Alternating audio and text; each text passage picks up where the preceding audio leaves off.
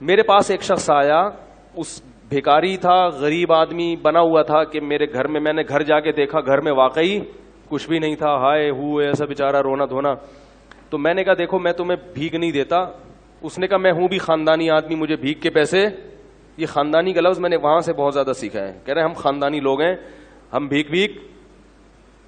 تو کہہ رہے میں نے کہا ٹھیک ہے پھر آپ مزدوری کرو. کہہ رہے میں ریڑھی لگاؤں گا. میں نے کہا چلو. میں خود اس کے ساتھ جوڑیا بازار گیا, وہاں سے 2 ریڑیاں خریدیں اپنے خرچے پہ, اس کو دیں. میں نے کہا کیا آم کا سیزن چل رہا تھا, میں نے کہا ٹھیک ہے یہ پیسے لو, جاؤ آم لے کر آؤ. اور میں نے تھوڑا سا پروفٹ اپنا اس میں رکھ لیا کہ جتنی ارننگ ہوگی اس میں اتنے فیصد مجھے دے دینا, ٹھیک ہے نا. تو آپ نے وہ ارننگ لے کے وقف کر دیا. اپنا بزنس بھی کر سکتے ہو ایسے. تو میں تو آپ کو وقف بزنس تو آپ بہتر جانتے ہیں نا, میں تو آپ کو کہہ رہا ہوں فی سبیل اللہ اس طرح بھی رقم وقف کی جا سکتی ہے. تو بھائی 20% مجھے دے دینا. پھر ہم نے اس کی جو بھی شرائط آدمی کر لے کہ میں نے کیا کرنا ہے اس کا. تو جوڑیا بازار سے ہم نے اس کو 2 ریڑیاں دلائیں. اس کو ہم نے پھر آم اور کیلے اس کا اس نے بزنس شروع کیا. اس کو میں نے پہلے 20,000 روپے دیے, پھر 35,000 روپے. اس نے بزنس کیا, کمانا شروع کیا, 20% مجھے دیتا, 80% خود رکھتا, اور ٹھیک ٹھاک پروفٹ ہونا شروع. پھر جی آیا کہ اب وہ میں اصل میں گودام لینا چاہ رہا ہوں تاکہ میں مال کیا اٹھاؤں, کاروبار تو بڑھتا ہے نا. پھر ہم نے کہا جی اچھی بات ہے. گودام بھی گھر کے قریب ہی کہیں دیکھ لیا. اس کا وہ گودام میں نے جا کے دیکھا بھی, چیک بھی کیا. میں نے کہا اچھا ایک غریب آدمی کو کیا ہو رہا ہے, یہ کیا کسی کو پیسے پکڑا دو تو ختم ہو جاتے ہیں, اس طرح کاروبار رن کر کے دو اس کو, اپنا بھی فائدہ اس کا بھی فائدہ. اپنا پروفٹ تھوڑا رکھو تاکہ ایسا نہ ہو کہ وہ بیچارہ جب زیادہ بڑھ جائے کاروبار پھر آپ پروفٹ کا ریشو بڑھا بھی سکتے, لیکن وقف میں نہیں بڑھا سکتے. ہم نے جناب اس کو پورا گودام بھی لے کے دے دیا. اس نے وہ کیلے لا کے, کچے کیلے ہوتے تھے اس میں وہ کیمیکل لگتا ہے نا, اس سے پکتے ہیں, وہ پک بھی رہے ہیں, اور جناب بزنس ٹائٹ. اتنا پروفٹ مجھے شروع ہو گیا کہ اب ہم نے تمیز سے بات کرنا لوگوں سے چھوڑ دیا. سمجھ میں نہیں آ رہا تھا. گاڑی جو ہے ہم کرولا لیں, وٹس پہ ہاتھ ڈالیں, وٹس چھوٹی گاڑی ہے, مزہ نہیں آئے گا. یعنی اس میں بہت بڑا کاروبار ہو گیا. گودام کے گودام بھر گئے بھائی, نواب شاہ سے ڈائریکٹ زمینوں سے مال اٹھ رہا ہے. ٹائم لگتا ہے لیکن بڑھتا ہے کاروبار. اور وہ بندہ بھی فیک نہیں, بالکل نظر آ رہا ہے بھائی, ریڑھی لگاتا ہوا, پیاز آلو پیاز بھی بیچے اس نے. پھر اس نے اپنے بیٹے کو بھی ملا لیا, ملازمین بھی ہو گئے, دے مار 4.5, کیونکہ محنت بہت کر رہا تھا. وہ نظر ایسا آ رہا تھا, کر رہا تھا نہیں کر رہا تھا یہ تو ابھی آپ کو آگے بتاتا ہوں. اب لوگ میرے پاس آنے لگے, مفتی صاحب یار ہم بھی چاہتے ہیں اس کاروبار میں اپنا حصہ ڈالیں. میں نے کہا ٹھیک ہے بھائی, اگر وہ بندہ کما کے دے دیتا ہے تو بھائی قاری صاحب آپ بھی آ جاؤ, بھائی فلاں صاحب. شکر ہے ایک قاری صاحب ہی آئے, وہ بھی مالدار آدمی تھے. اس کے علاوہ پھر میں نے کسی سے, میں نے کہا نہیں بھائی اس کو ایک دیکھتے ہیں, ابھی چلنے تو دو, ابھی تو 1 سال بھی پورے طور پر نہیں ہو سکا. تو جی ہم اس کے گھر بھی جاتے تھے اور وہ ہمارے گھر آتے تھے. بڑا اچھا ماشاءاللہ ہمارا بزنس شروع ہو گیا, اس کو ٹھیک ٹھاک پروفٹ ہونا شروع. لیکن میں نے دیکھا کپڑے وہی اس کے چماروں والے. ہم تو سوچ رہے ہیں کہ چاند پہ پہنچے یا مریخ کا سفر کریں. ابھی امریکہ یورپ تو چھوٹی بات ہو گئی تھی ہمارے لیے نا, ٹھیک ہے, تو خلائی سیارے میں بیٹھتے ہیں, کہیں کائنات کی سیر کر کے آتے ہیں. تو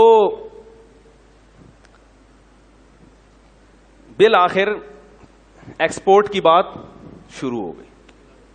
بھئی اب کب تک غریبوں کی طرح ملک میں جو ہے وہ ٹرک خرید کے بیچتے رہیں ہیں, وہی کنٹینروں پہ بات آنی چاہیے. اب کیا خیال ہے؟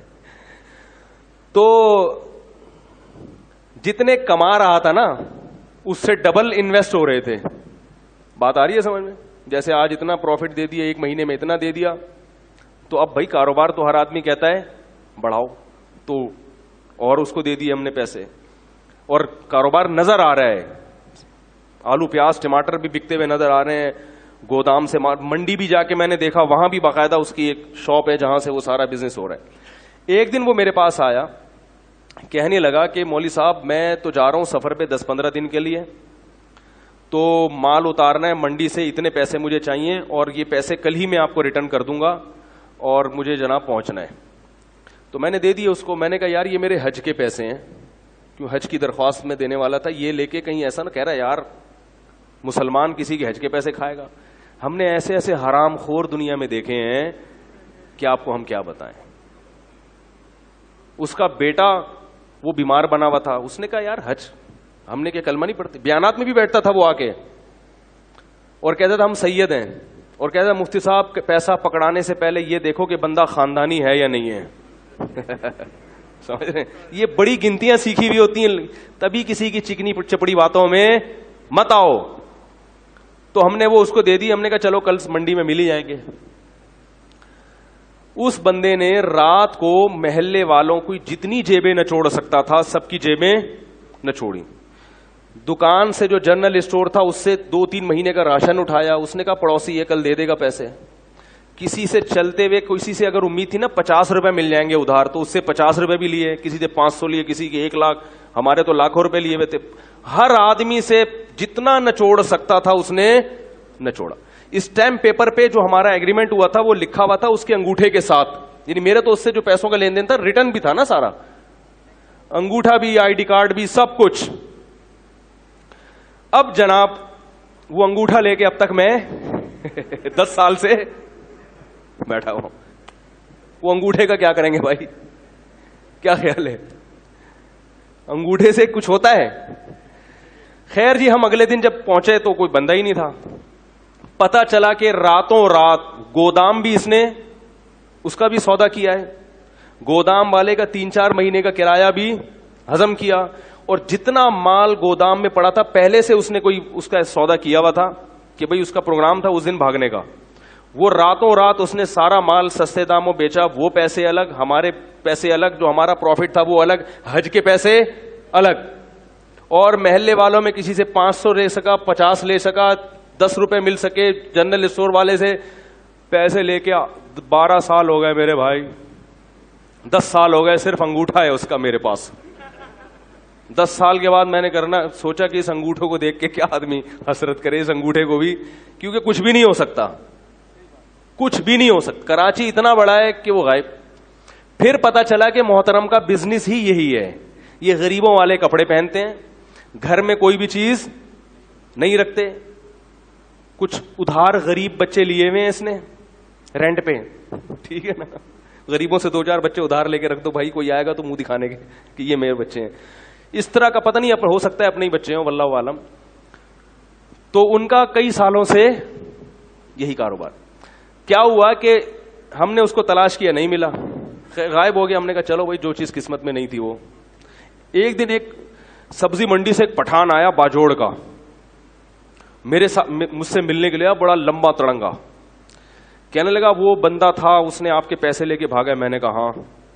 کہہ رہے میں منڈی میں کئی سال سے کاروبار کر رہا ہوں, آج تک مجھے کسی نے چونا نہیں لگایا. پوری کہہ رہے میں اتنا ہوشیار آدمی ہوں کہ مجھے چونا لگانا آسان نہیں ہے. کہہ رہے کہ یہ آدمی مجھ سے کئی لاکھ روپے لے کے. میں نے کہا پھر کیا؟ کہہ رہے میں مفتی صاحب آپ کو یہ بتانے کے لیے آیا ہوں کہ اللہ کی قسم مجھے پیسہ نہیں چاہیے. کہہ رہے میں نے قسم اٹھائی ہے, میں نے بندوق خریدی ہے کہ یہ مجھے اگر مل گیا, اس کے سر میں اگر میں نے 7 گولیاں نہیں اتاری تو میری بیوی کو 7 طلاقیں. میں نے کہا کیا کر رہا ہے بھائی؟ کہہ رہے نہیں مجھے پیسوں کا غم نہیں ہے, پوری زندگی مجھے کسی نے چونا. تو میں نے کہا جب اتنے بڑے فنڈر کو چونا لگ گیا تو بھائی ہم تو اس فیلڈ کے ہیں ہی نہیں. تو اس نے بندوق, اس نے کہا کہ مجھے بس یہ بتاؤ ہے کہاں, مجھے پیسے نہیں چاہیے. کہہ رہے میں نے اس کے سر میں کتنی گولیاں اتارنی ہیں, نہیں اتاری تو میری بیوی کو طلاق ہے. تو اس لیے یہ جو ریڑی ویڑی کا میں کہہ رہا ہوں نا, وقف کریں, کسی غریب کو ریڑی لے کے دے دیں تو وہ غریب ہو.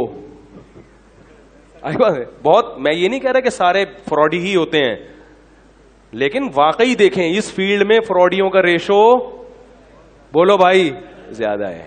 ویڈیو کے نیچے سبسکرائب کے بٹن پہ کلک کریں, بیل کے آئیکن پہ کلک کیجئے تاکہ ہر نئی ویڈیو کی نوٹیفیکیشن آپ کو مل جائے.